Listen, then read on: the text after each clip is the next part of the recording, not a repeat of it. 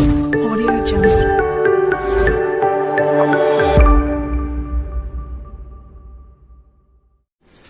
नमस्कार मेरे प्यारे साथियों, मार्गदर्शन एजुकेशन सेंटर पर आपका स्वागत है। तो हमारी एनसीईआरटी मैथ चल रही है, ये क्लास 10th की, और इसमें चैप्टर 1 यानी अध्याय 1 कंप्लीट हो चुका है। अगर वो नहीं देखा हो तो वो जरूर देखें, ठीक है। यूपी बोर्ड के एग्जाम के लिए और सीबीएसई बोर्ड के एग्जाम के लिए बहुत ही ज्यादा कारगर है। और मैं बता दूं आपको, ये तो है ही है यूपी बोर्ड और सीबीएसई बोर्ड के लिए, लेकिन आजकल जो ग्रुप डी के पेपर चल रहे हैं और उसमें ग्रुप डी के पेपर में ज्यादातर मैक्सिमम जो क्वेश्चन पूछे जा रहे हैं ना, रेलवे की जो ग्रुप डी करा रही है, तो उसमें जो ज्यादातर क्वेश्चन पूछे जा रहे हैं वो भाई मेरे क्लास 10th के मैथ से ही पूछे जा रहे हैं। जितने भी है ना वो क्लास 10th के मैथ से पूछे जा रहे हैं। तो इसलिए सभी बच्चे ध्यान से देखेंगे, ध्यान से समझेंगे, ठीक है। तो आज हमारा चैप्टर 2 शुरू हो रहा है, जिसे हम पॉलिनोमियल्स बोलते हैं, यानी हिंदी में बोलते हैं बहुपद। तो आज हम बहुपद के बारे में ध्यान पूर्वक पढ़ेंगे। बहुपद क्या है, कैसे है, ठीक है। तो इसके कुछ महत्वपूर्ण पॉइंट हैं, इसके कुछ भैया महत्वपूर्ण पॉइंट है। तो महत्वपूर्ण पॉइंटों को पहले एक बार ध्यान से देखोगे तो सबसे पहला क्या है कि एक घातीय बहुपद को हम रेखिक बहुपद कहते हैं, ठीक है। एक घातीय बहुपद भैया, एक क्या होता है, जैसे कि मैंने लिख दिया x, जैसे कि क्या लिख दिया x। अब इसकी कोई घात नहीं है। अगर जिसकी कोई घात नहीं होती उसकी भैया एक घात होती है। क्या होती है? एक। और एक घात को हम लिखते नहीं है ज्यादातर, ठीक है। क्लियर है? अब जैसे कि क्यों नहीं लिखते, अब मैं आपको बता दूं। अब मुझे ये बताओ, मैं आपसे पूछने लगूं ये कितने x हैं, आप बोलोगे जी 1 x है। कितने x हैं? 1 x है। तो आप मुझे ये बताओ कि इसमें एक कहीं लिख रहा है क्या? नहीं लिख रहा ना, लेकिन फिर भी छुपा हुआ है, तो एक हमने लिखा तो नहीं। उसी प्रकार जो x की पावर है वो एक हम लिखते नहीं है। तो जब किसी की भी घात नहीं होती कुछ भी, तो उसकी घात कितनी होती है? 1। तो एक घातीय घात 1 होगी, ठीक है। बहुपद को कौन सा बहुपद बोलेंगे भैया? इसे बोलेंगे रेखिक बहुपद। क्या बोलेंगे? रेखिक बहुपद। मैं लिख दूं y को क्या बोलेंगे? रेखिक बहुपद। मैं लिख दूं z को क्या बोलेंगे? रेखिक बहुपद, ठीक है।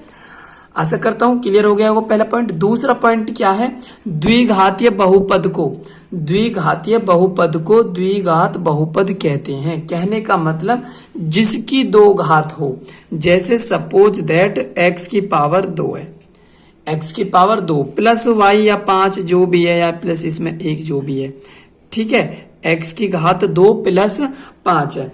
तो मैंने इसमें क्या पॉइंट लिखा है? द्विघातीय बहुपद को द्विघात बहुपद कहते हैं, यानी कि जिसमें घात 2 होती है ना, जिसमें सबसे बड़ी घात 2 होती है, उसे क्या बोलेंगे? द्विघात बहुपद कहते हैं। और इसके शून्यंक कितने होंगे? 2 होंगे भैया। शून्यंक क्या होते हैं? यानी कि इस x के यदि हम मान निकालेंगे तो अधिक से अधिक 2 आएंगे। अधिक से अधिक कितने आएंगे? 2। अगर इस x के मान निकालेंगे तो 1 आएगा। देखो, अगर घात 1 है तो 1 आंसर आएगा, अगर घात 2 है तो 2 आंसर आएंगे, अगर घात 3 है तो अधिकतम 3 आंसर आएंगे, ठीक है। तो जब इसकी घात 2 है तो इसके कितने उत्तर आएंगे? 2 उत्तर आएंगे भैया, ठीक है। नेक्स्ट तीसरा पॉइंट देखोगे, 3 घातीय बहुपद को त्रिघात बहुपद कहते हैं, ठीक है। 3 घात बहुपद को त्रिघातीय बहुपद कहते हैं। और इसके अधिकतम 3 शून्यंक होंगे। कितने शून्यंक होंगे भैया? 3 घात बहुपद कैसे? जैसे कि किसी की पावर 3 प्लस 5 बराबर जो भी, मतलब एक तरीके से दे रखा होगा, तो जिसमें घात 3 होगी वो क्या हो जाएगा? त्रिघातीय बहुपद उसे कहते हैं। आशा करता हूं 1 घात वाले, 2 घात वाले, 3 घात वाले ये बहुपद क्लियर हो चुके होंगे, ठीक है। नेक्स्ट देखोगे चौथा पॉइंट, एक द्विघात बहुपद यानी ax² प्लस bx और प्लस c के प्रकार का होता है। देखो शुरू में क्या लिखिए? द्विघात बहुपद। द्विघात बहुपद तो घात 2 हैगी, तो द्विघात बहुपद क्लियर है। लेकिन इस प्रकार का होता है भैया द्विघात बहुपद, ठीक है ना। और यहाँ ये एक कभी भी जीरो नहीं हो सकता। अगर सपोज दैट मान लो मैंने यहाँ पे जीरो रख दी, फिर जीरो की एक्स में गुणा करेंगे तो जीरो हो जाएगा, और जब जीरो हो जाएगा तो फिर बताओ कहीं इसमें घात दो बची? नहीं बची। जब घात दो नहीं बची तो फिर इसे हम क्या द्विघात बहुपद बोल देंगे? बिल्कुल नहीं बोलेंगे। ठीक है, तो इसलिए ए हमारा कभी भी क्या नहीं होना चाहिए? जीरो नहीं होना चाहिए। ठीक है, और जो हमारी ए और बी और सी है ना, ये भैया वास्तविक संख्या है। ये क्या है? वास्तविक संख्या है। ठीक है, वास्तविक संख्या मैं तुम्हें बता चुका हूं, क्लियर कर चुका हूं पीछे। ठीक है, नेक्स्ट देखोगे भैया 5वां पॉइंट, यदि द्विघात बहुपद a x square plus b x plus c. ठीक है भैया, अब इसके शून्यंक मान लिया हमने alpha plus beta, alpha plus beta. शून्यंक क्या होते हैं भैया? मैंने अभी बताया था, अगर इसकी घात 2 है तो इसके 2 उत्तर होंगे। उन 2 उत्तरों को हम क्या बोल सकते हैं? शून्यंक भी बोल सकते हैं, मूल भी बोल सकते हैं। ठीक है, उनके फैक्ट या इसके फैक्टर भी बोल सकते हैं। ठीक है, गुणनखंड, अगर 2 घात है तो 2 गुणनखंड आएंगे, 3 घात है तो 3 गुणनखंड आएंगे। तो शून्यंक समझ गए, 2 घात है तो 2 ही तो आएंगे। अब हमें क्या पता इसके क्या आएंगे, लेकिन हमने मान लिए एल्फा और बीटा आगे, इसके 2 शून्यंक क्या आगे? एल्फा और बीटा। तो तब अगर एल्फा और बीटा को हम जोड़ेंगे, यानी उन दोनों गुणनखंडों को या शून्यंकों को या जो 2 मान आएंगे उन दोनों को प्लस करेंगे तो वो भैया b यानी माइनस के b बटे a के बराबर होंगे, यानी इसके बटे ये बराबर होंगे। अगर उन दोनों का हम गुणनफल करने लगे, गुणनफल करेंगे तो क्या होएगा? c बटे a प्राप्त होगा, c बटे a प्राप्त होगा। ये सारी चीज आप एक्सरसाइज में सीखोगे। अभी मैंने बेसिक रूल लिखे हैं, अब रूल को पहले अच्छे से, जितने ज्यादा अच्छे रूल समझोगे उतने ज्यादा आसानी हो जाएगी समझने में।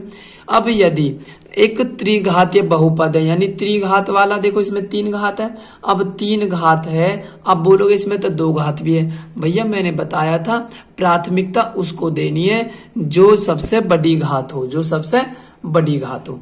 तो इसमें घात कितनी है? 3, तो ये त्रिघाती माना जाएगा भैया। अगर इसमें सबसे बड़ी घात 2 होती तो ये द्विघाती माना जाता। ठीक है, अब इसमें 3 घाती है तो 3 ही तो इसके शून्यंक होंगे, 3 ही तो मूल होंगे, 3 ही तो उत्तर होंगे। समझ गए नहीं समझ गए? एक ही चीज है जो मैं ये बोल रहा हूं। तो इसके 3 हो गए भैया, मान लो एल्फा बीटा और गामा। अगर उन तीनों का योग करेंगे तो माइनस बी बटे ए के बराबर हो जाएगा भैया, बी बटे ए के बराबर। क्लियर है? आशा करता हूं समझ आ रहा होगा। अगर नेक्स्ट देखोगे, नेक्स्ट क्या है? अगर हमें उन तीनों का गुणनफल करना है, गुणनफल करोगे तो कैसा आएगा भैया?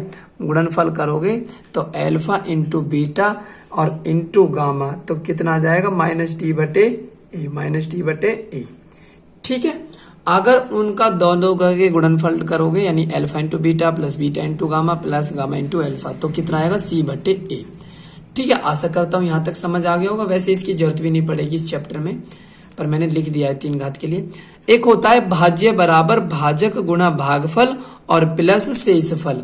ठीक है, यहाँ पे देखोगे भैया जो बीच में होता है ये होता है भाज्य, और ये होता है भाजक, और ये होता है भागफल, और ये होता है शेषफल।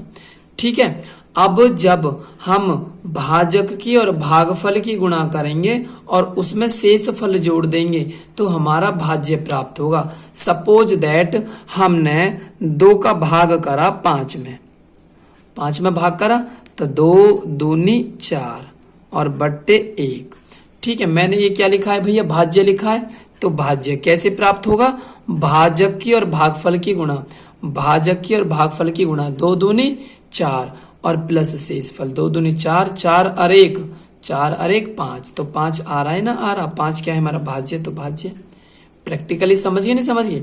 ये भागफल, ये भाजक, ये भाज्य और ये शेषफल। ठीक है, आशा करता हूं समझ आ गई होगी। ठीक है, एक्सरसाइज पर आते हैं हम। एक्सरसाइज पर देखोगे ध्यान पूर्वक। ठीक है, सभी बच्चे ध्यान से, बहुत छोटी एक्सरसाइज है, इसमें तो खैर ज्यादा खास सवाल नहीं है, लेकिन जो आगे की एक्सरसाइज है भैया उसमें ज्यादा खास सवाल है। ठीक है, वो अच्छे तरीके से आपको समझने होंगे। ठीक है, तो नेक्स्ट देखोगे भैया, नेक्स्ट क्या है?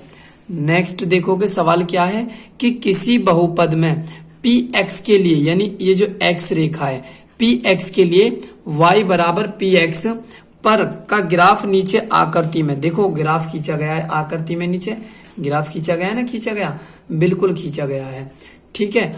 अब नीचे आकृति में दिया गया है, तो प्रत्येक स्थिति में px के शून्यंकों की संख्या ज्ञात करो। px यानी x पर शून्यंकों की रेखा ज्ञात करनी है, x पर शून्यंकों की क्या ज्ञात करनी है, रेखा, ठीक है, शून्यंकों की संख्या ज्ञात करनी है, सॉरी। तो अब यहाँ पर देखोगे ये जो वाली लाइन है, देखो ये चतुर्थांश होता है एक तरीके से, निर्देशांक ज्यामिति पढ़ाएंगे जब बताऊंगा मैं पूरा डिटेल एक एक चीज इसमें। ये एक्स अक्ष होता है और ये भी एक्स अक्ष होता है, लेकिन इसे हम एक्स डैश लगा देते हैं, क्यों, क्योंकि इधर सारी वैल्यू प्लस की होती है, इधर सारी वैल्यू माइनस की। ऐसे ये वाई अक्ष होता है और ये वाई, ये भी वाई अक्ष होता है, इसे वाई डैश कर देते हैं हम, इधर सारी वैल्यू प्लस की और इधर सारी वैल्यू माइनस की। तो उसने क्या कहा है, पी एक्स के शून्यंकों की संख्या ज्ञात करो, यानी पी एक्स के शून्यंक बताने हमें एक्स के। तो भैया एक बात बताओ, इसमें कहीं ये जो रेखा है, ये जो रेखा है कहीं एक्स को क्या काट रही है, एक्स वाली रेखा को, ये तो बस वाई को काट रही है, लेकिन हमें किसको बताने, पी एक्स को बताने। तो क्या ये रेखा पी एक्स को काट रही है, कहीं ऐसे नहीं काट रही जी, बिल्कुल भी। तो क्या लिखोगे, यानी चूंकि, क्या लिखोगे, चूंकि ग्राफ एक्स को कहीं पर भी नहीं काटता, कहीं पर भी नहीं काटता, कहीं पर भी नहीं काटता है। इसलिए क्या है भैया, इसलिए शून्यंकों की संख्या क्या है, 0 है। शून्यंकों की संख्या क्या है, 0 है, ठीक है। अगर देखो एक्स वाली रेखा को एक बार काटता, अगर एक्स वाली रेखा को ये एक बार क्रॉस करती तो एक उत्तर आ जाता, 2 बार क्रॉस करती तो 2 उत्तर आ जाता। अगर ये समझ नहीं आया तो नेक्स्ट देखोगे। अब नेक्स्ट बताओ तुम, एक्स वाली जो लाइन है क्या इस पे कहीं रेखा काट रही है भैया, बिल्कुल काट रही है। अब तुम ये तो बता दो कितनी जगह काट रही है, ये बता दो कितनी जगह काट रही है, एक्स वाली रेखा को एक ही जगह तो काट रही है, ये मत काउंट कर लेना, ये तो चतुर्थांश की है, ये एक्स ये वाई। तो ये रेखा एक्स वाली को कितनी जगह पर काट रही है, एक जगह पर काट रही है, कितनी जगह पर, एक जगह पर। तो क्या लिखोगे भैया, चूंकि ग्राफ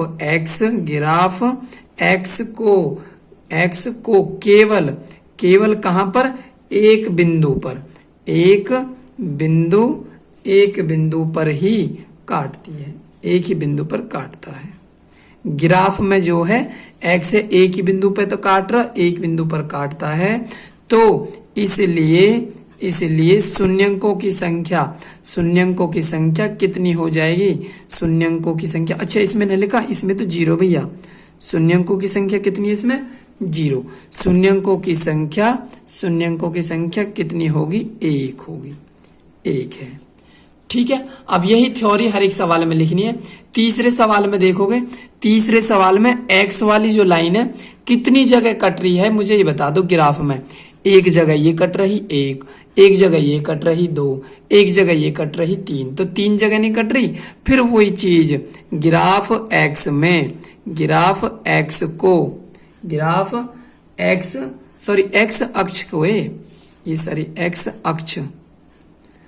एक्स अक्ष ये काट देते हैं, एक्स अक्ष को ही तो काट रही है, ये एक्स रेखा ही तो काट रही है। ग्राफ एक्स अक्ष को कितने बिंदुओं से, 3 बिंदुओं पर काटता है। ग्राफ कितनी भैया काटता है, कितनी जगह काट रहा है, एक्स अक्ष को ग्राफ 3 जगह ही तो काट रहा है। तो इसलिए इसके शून्यंकों की संख्या कितनी हो जाएगी, शून्यंकों की संख्या कितनी हो जाएगी भैया, 3 हो जाएगी, ठीक है। अब मैं थ्योरी नहीं लिखूंगा, आप खुद लिख लोगे अब थ्योरी। अब इसमें बताओगे, इसमें एक्स अक्ष कितनी जगह कट रहा है ग्राफ में, 1 और 2 ही तो जगह कट रहा है। तो इसमें लिखोगे शून्यंकों की संख्या कितनी हो जाएगी, 2। कितनी हो जाएगी, 2 उत्तर। ये उत्तर हैं, ये जो साइड में लिखे जा रहे हैं। नेक्स्ट देखोगे, इसमें बताओगे 5वें में कि एक्स अक्ष को कितनी जगह काट रहा है, एक जगह, दो जगह, तीन जगह, चार जगह, चार जगह काट रहा है, तो शून्यंकों की संख्या कितनी हो जाएगी, शून्यंकों की संख्या भैया 4 हो जाएगी। 4 ही तो जगह काट रहा है, कितनी जगह, 4, 4 उत्तर आ जाएगा इसका। अब इसमें आ जाओ, एक्स वाली रेखा कितनी जगह काट रही है, देखो टच भी कर रही है तो एक बार काउंट होगी, एक बार, दो बार, तीन बार, तीन ही तो बार कर रही है, तो इसमें कितना आ जाएगा, शून्यंकों की संख्या कितनी आ जाएगी, शून्यंकों की संख्या कितनी आ जाएगी भैया, इसमें 3, इसमें कितनी आ जाएगी, 3। ये इसके उत्तर हैं और ये एक एक्सरसाइज कंप्लीट हो चुकी, बहुत छोटी और बहुत आसान तरीके से है। देखो अब एक्स अक्ष तो समझ आ गया, अगर वो क्वेश्चन में पूछने लग जाता वाई के बताओ पी वाई के शून्यंक, देखो वाई को कितनी जगह काट रही है, एक बार काट रही है ना वाई को, तो एक उत्तर। इसमें वाई को कितनी जगह काट रही है, वाई वाली लाइन को एक जगह काट रही है, तो इसमें शून्यकों की संख्या 1। इसमें कितनी जगह काट रही है वाई को, एक, देखो वाई को एक ही तो जगह काट रही है, वाई वाली लाइन को एक जगह काट रही है, तो इसमें भी शून्यकों की संख्या 1। इसमें वाई वाली लाइन को कितनी जगह काट रही है, एक भी जगह नहीं काट रही, तो इसमें एक भी शून्यंक नहीं है। इसमें बताओगे वाई कितनी जगह काट रही है, एक जगह काट रही है, तो एक शून्यंक की संख्या। इसमें कितनी जगह काट रही है, 3 जगह, एक, दो, सॉरी वाई वाली काटनी है ना, वाई वाली, तो वाई वाली तो एक ही बार कट रही है और वाई वाली एक ही बार कट रही है, तो फिर कितना उत्तर हो जाएगा, फिर हो जाएगा एक उत्तर। ये किसके लिए कंडीशन थी भैया, जब यदि वो पी वाई के शून्यंक की संख्या पूछता, लेकिन उसने पूछी किसकी है, पी एक्स के शून्यंक की संख्या पूछी है और पी एक्स के शून्यंक की पूछी है, तो हम पी एक्स वाली ही बताएंगे सारी। ठीक है, हमारी एक्सरसाइज कंप्लीट होती है। आशा करता हूं समझ आ गई होगी अच्छे तरीके से। ठीक है, अगर क्लास अच्छी लगी हो तो प्लीज लाइक और सब्सक्राइब जरूर करें और शेयर करना ना भूलें, ताकि आप जैसे साथियों के पास में ये क्लास पहुंचे। ठीक है, धन्यवाद।